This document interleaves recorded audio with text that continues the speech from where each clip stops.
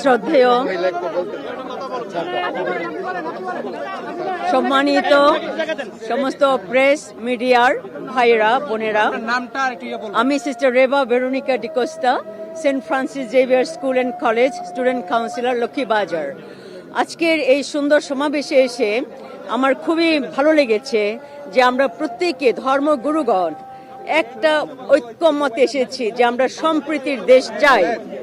তবে আমার একটাই শুধু সংবাদ থাকবে মিডিয়ার মধ্য দিয়ে, মিডিয়া যেন কোনোভাবেই অন্যায় ভুল সংবাদ সম্প্রচার না করে।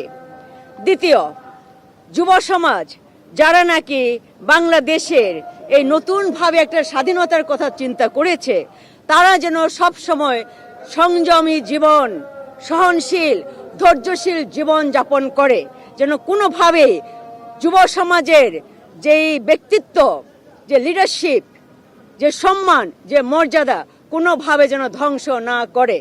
আমি চাই প্রত্যেক স্কুল কলেজ ইউনিভার্সিটির ছেলে মেয়েরা নতুনভাবে জাগ্রত হবে সোনার বাংলাকে সুন্দরভাবে গড়তে, প্রত্যেক ধর্মের সবাইকে সম্মান দিতে। সবাইকে ধন্যবাদ।